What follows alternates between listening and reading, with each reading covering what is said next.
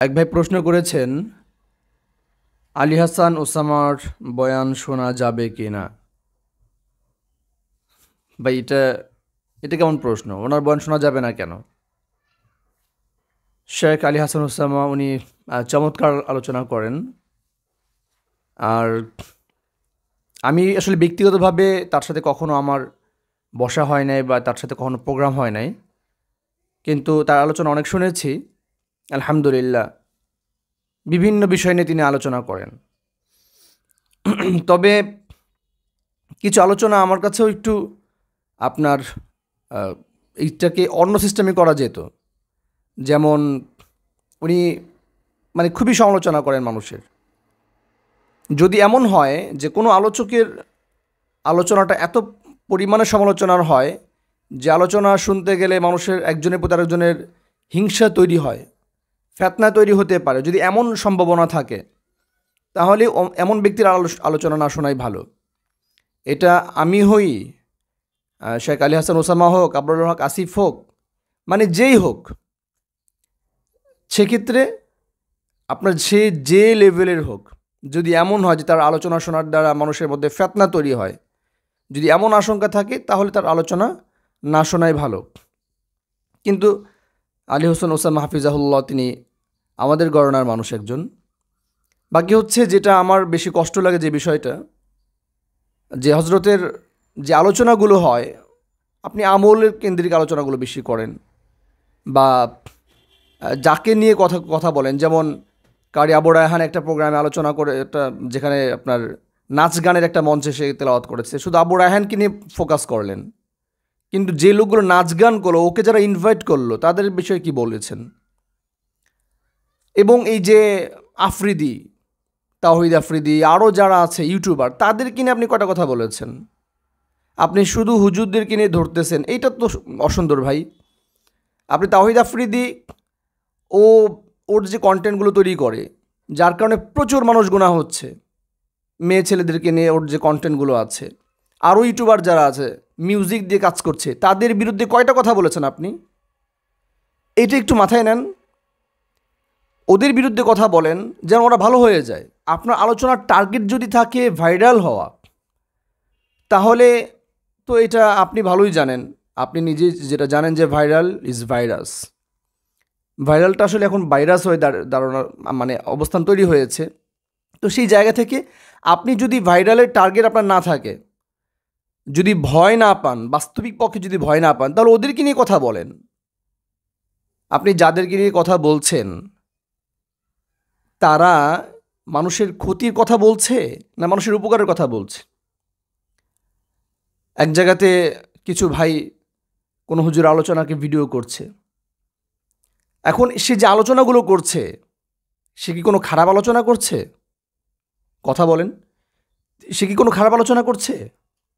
সে তো দিনের কথাগুলোই বলছে।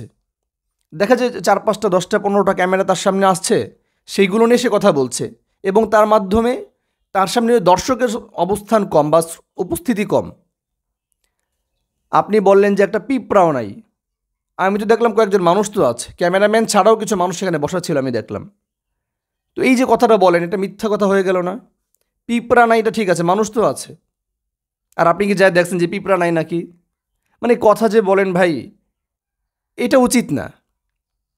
আপনি যদি বোঝানোর দরকার থাকে তাকে ফোন দেন। আপনি যেমনটা বলেছেন যে আপনারা যে গিয়ে তাকে বুঝাবেন, কেন আপনি বুঝাতে পারতেন না? তার নাম্বার কালেক্ট করেন। এখন আপনার নাম্বার কালেক্ট করার মতো আমার সুযোগ আমি দেখতেছি না, বা আমার কাছে নাই। এই জন্য আমি ডাইরেক্টলি আজকে এইভাবে বলছি। আমি কোনোদিন ভাবি না যে আপনাকে নিয়ে আমাকে বলতে হবে। আপনি মানুষের বিষয়গুলো তুলে ধরেন, মানুষ যেন আপনার পরিবর্তন হয়। কলরবকে নিয়ে তুলে ধরেছেন, বিভিন্ন বিষয়কে নিয়ে তুলে ধরেছেন। যেটা আপনি কলরবকে গিয়ে কয়দিন বলেছেন যে বদরুজ্জামান ভাই, আবু রায়হান ভাই, আপনারা যেভাবে কাজগুলো করছেন, যে মিউজিক আপনাদের কিছু মিউজিক মনে হচ্ছে, আসলে এটা মিউজিক কি না। কারণ সাংস্কৃতিক অঙ্গনে যারা কাজ করে না, তাদের মৌখিক কিছু বিট থাকে, যেটা মিউজিক না, এটা রিয়েল কোনো মিউজিক না। এখন তারা কিভাবে করেছে আপনি এটা আগে খোঁজে নেন, তারপর তাকে জিজ্ঞেস করেন, এবং সেটা যদি আসলেই নাজায়েজ পদ্ধতি হয় তাদেরকে বলেন, পরামর্শ দেন। তারা যদি না মানে, তারপরে দেন আপনি বলেন যে আমি বলেছি, তারপর তার মানে নাই। আপনার কথা বলার একটা ওয়ে থাকে। এই জন্য আমি রিকোয়েস্ট করব শেখ আলী হাসান ওসামা হাফিজাহুল্লাহ, আপনি আমাদের একজন মানুষ এবং আপনাকে আমি খুবই মহাব্বত করি, কারণ বাংলাদেশে যে কয়জন খুবই সাহসী মানুষ আছে তাদের মধ্যে আপনি একজন। কিন্তু এই সাহসিকতাটা যদি শুধু এক ঘটনার মধ্যে থাকে, এইটা কেমন ভাই? এটা কেমন সাহস? সবাইকে নিয়ে কথা বলেন, এই যে বিভিন্ন ইউটিউবাররা তার বিবিদেরকে প্রকাশ করতেছে, এটা কি শরীয়ত কি বলেছে? আপনি কোন ইউটিউবারকে নিয়ে কথা বলেছেন যে তার বিবিকে নিয়ে প্রকাশ করছে, যেটা গুনাহ হচ্ছে? আপনি যদি একটু কথা বলেন, ওই ইউটিউবার শুধরে যাবে। এই যে রমজান মাস চলছে, প্রতিনিয়ত প্রচুর পরিমাণে আমরা ভুল আমলগুলো করে যাচ্ছি। আমাদের সমাজের মানুষগুলো ভুল আমলগুলো করছে। কয়টা ভুল আমল নিয়ে আপনি কথা বলেছেন? এইগুলো নিয়ে ভাই একটু কাজ করেন। আমার সবথেকে আলোচকদের মধ্যে আমাদের একজন মুরব্বী ওস্তাদুল মোকাররম শেখ হাসান জামিল সাহেব হুজুর যে কথাটা বলেছেন, খুব ভালো লেগেছে ওনার কথাটা। আরে ভাই, আমাদের ওই আউট কথা বলার টাইম কোথায়? কোরআনের কথা বলেই তো শেষ করতে পারি না। এই যে বাজে অন্য সাইডের যে কথা যারা বেশি বলে, তাদের ইলম কালাম কমই মনে হয়। কারণ কোরআনের কথা বলেই তো শেষ করা যায় না, তাফসীর করেই তো শেষ করা যায় না। আপনি ওই কে কী করেছে না করেছে সেই ভাইরাল টপিকগুলো নিয়ে আবার ভাইরাল একটা আলোচনা করলেন, এ তো আসলে একটা ভাইরাস। আপনার কথা থেকেই এটা স্পষ্ট যে ভাইরালে টার্গেট করাটা হচ্ছে বর্তমানে একটা ভাইরাস। এটা আসলে আপনি সত্য কথা বলেছেন। এই সত্য কথাটা একটু নিজের দিকে নেন। আপনি প্রত্যেক ভাইরাল টপিক নিয়ে আলোচনা করেন বা যারা কাজ করে তাদেরকে নিয়ে কথা বলেন, কোনো সমস্যা নেই। কিন্তু আপনি যে প্রসেসগুলো বলেছেন সেই প্রসেসগুলো আপনি নিজে একটু কাজ করেন।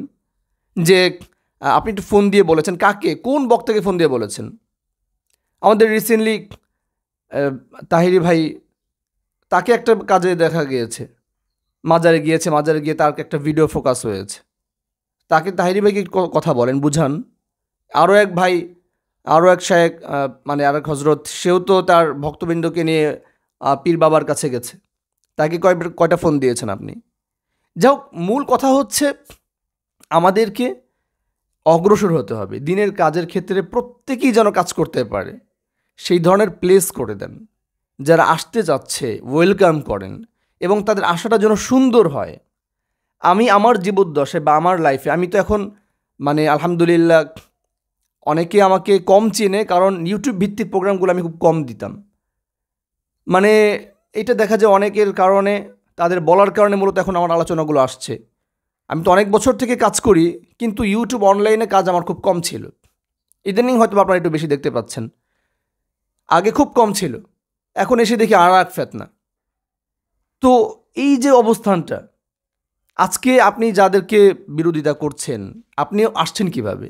এই পর্যন্ত শেখ আলী হাসান ওসামাকে মানুষ চেনে কিভাবে বলেন? ওনার তো চেনার মাধ্যমই এই মিডিয়াই তো। আজকে মিডিয়া হয়ে প্রায় কয়েকজন বক্তা ভাইদেরকে দেখলাম মিডিয়া দিয়ে উঠে এখন মিডিয়াদেরকে ধাক্কা মারে, লাথি মারে। এটা কি জিনিস? একটু ভাবা উচিত। যার নুন খেয়েছেন, যার নুনের মাধ্যমে কাজ হয়েছে, তাকে একটু সুনাম করেন। বাকি মিডিয়া ভাইদেরকেও যে আমি একদমই তারা যে দুধে দুধা তুলসী পাতা, আমি সে কথা বলবো না। অবশ্যই তাদেরকেও একটু খেয়াল করা উচিত, কাটিং ভিডিও করে যেন কোনো আলেম জেলে না যেতে হয়। আইয়ুব সাহেব হুজুর খুব মনক্ষণ কথা বলেছিলেন একটা, যে এই মিডিয়ার কারণে আজকে আমাদেরকে জেলে যেতে হয়েছে।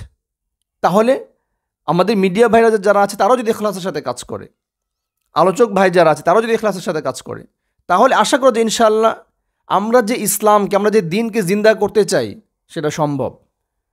ভাইরালের টার্গেট না করে সঠিক কাজগুলো করুন।